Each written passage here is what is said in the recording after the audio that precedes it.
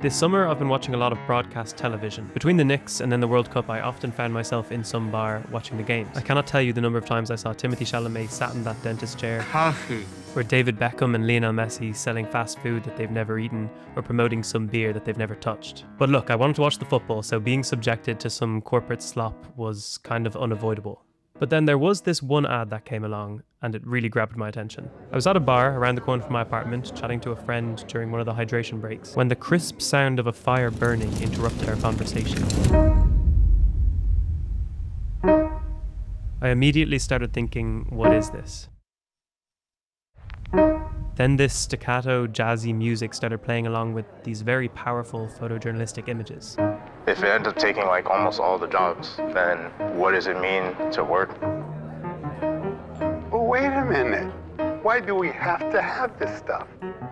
Whatever company paid millions for their precious seconds of screen time used most of it cutting to black, purely to add to the intensity of these seemingly random images. Feeling misunderstood. Could AI help me build more connections in the community? The artistic quality of this ad was beautiful. No celebrity cameos, no cringy shticks, just images. Images of graveyards, images of people working late shifts, people going about their everyday life. I just kept thinking, what is this? Who could afford this? The most valuable airtime in the world just to show us photos. By the end of the advertisement, I was on the edge of my seat, waiting to find out what this was all about. Parts of life.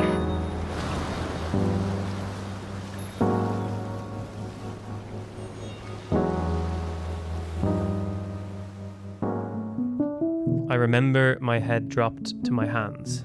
Anthropic. This was an ad for Anthropic. And of course it was for an AI company, because who else is spending that much money on advertising? The blend of images, music, voiceover, it's very powerful. And it's very convincing.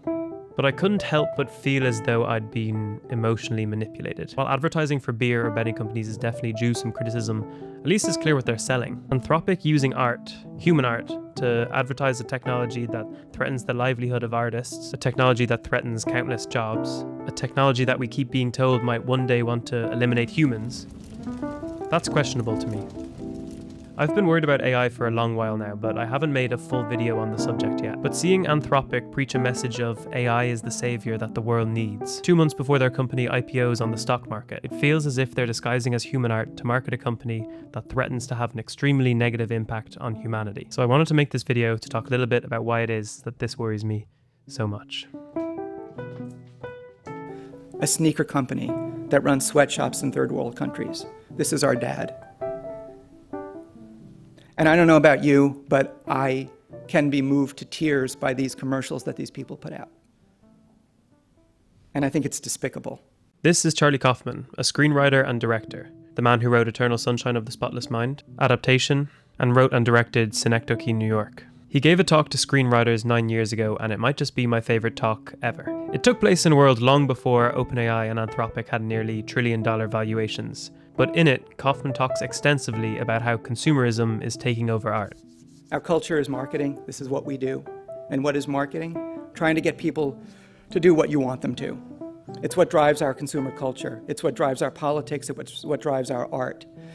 Now, while he's not talking about AI, he's talking about corporations' use of emotional manipulation through the medium of advertising to sell you something that is problematic. The only goal is to get you to buy a product. The only goal. The only goal. The only goal. The only goal. And he calls that despicable. Now, this Anthropic ad is designed to make you think that we need AI or else the world could end. We're at a place now where AI has very much entered the public discourse, and we're beginning to seriously feel the effects from it. Young people hate AI. They feel like it's stealing opportunities and prospective jobs from them. Artificial intelligence is the next industrial revolution.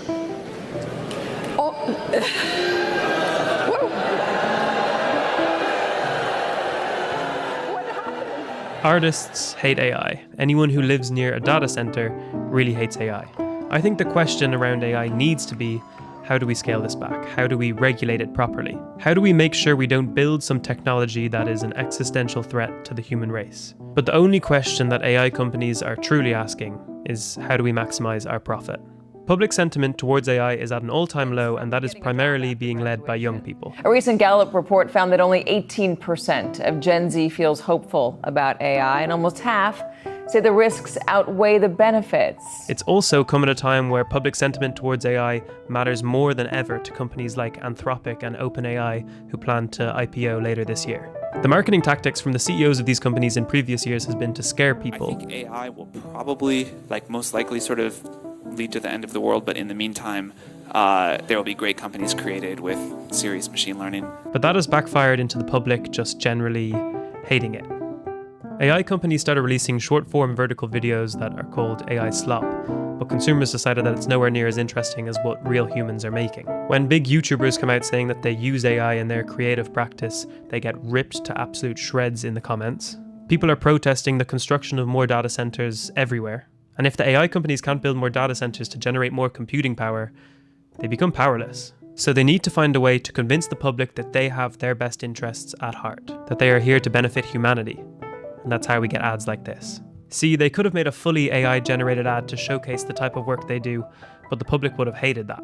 So the whole purpose of this ad, this very raw, this very stripped back, this very human ad, is to convince you that Anthropic cares about your needs.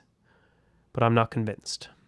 I think that whether it's Anthropic, OpenAI, Palantir, Oracle, Meta, xAI, I think that all they care about is generating as much money as possible. I don't believe that they care about society and social issues, or at least not as much as they care about money and power. There's much talk in our post-COVID world about community collapse. What do you guys make of the concept of community collapse? Have you guys heard of this? So in 2019, before COVID, 76% of Americans said they were a part of an in-person community that gave them some kind of value. After COVID, and this year, it was 19%. So I think that politics and race aside, one of the biggest issues is the collapse of social bonds, third spaces, communities, in-person engagement, which comes with loneliness, more time online, and more division. I can't help but feel like big corporations are the culprit of making normal people's lives worse. And it's not because the people in charge are inherently evil, nihilistic people, although sometimes they are. It's because the only thing that matters to them is their net worth and the stock price of their companies. So if that means running a social media company that destroys children's mental health, so be it. If it means politically radicalizing people, pushing them the more extreme content because that's what they watch for longer, so be it. If it means allowing people to gamble on literally anything and escaping all regulations by calling it prediction markets, so be it. As long as it means people keep consuming media, products, buying things, then to the big corporations, it's fair game. So when a huge AI company with $1 trillion market cap takes out an ad during the world's biggest sporting event to try and convince you that they have humanity's best interest at heart, I think we should question that. I think we should be concerned about AI. And I think we need to develop the media literacy to see ads like this for what they really are. So while yes, Anthropic, there may be hope in the hard questions, we're also going to need some answers. That's it for this video. If you can't tell, I'm very conflicted about AI. I have been for a number of years now. Now, I'm not saying we should boycott all AI forever, but I'm saying we should not forego our creative decision-making, our taste to AI chatbots. We need to question their intentions, and when they put out an advertisement, or when any company or organization or politician puts out any kind of advertisement, we need to ask ourselves, what do they want from us? Because I don't think we ask that enough. Thanks for watching. People all over the world spend countless hours of their lives every week being fed entertainment in the forms of movies, TV shows, newspapers, YouTube videos, the internet. And it's ludicrous to believe that this stuff doesn't alter our brains. And it's also equally ludicrous to believe that, at the very least, this mass distraction and manipulation is not convenient for the people who are in charge. It's a massive issue because the business I'm in is the same business that politicians and corporations are in. It's a business of selling something that's important to them by disguising it as something that's important to you. And it's ubiquitous. And I don't think it's symbiotic. What I'm trying to express, what I'd like to express, is the notion that by being honest, thoughtful, and aware of the existence of other living beings, a change can begin to happen in how we think of ourselves and the world, and ourselves in the world. We are not the passive audience for this big messed up power play. We don't have to be. We can say who we are. We can assert our right to existence.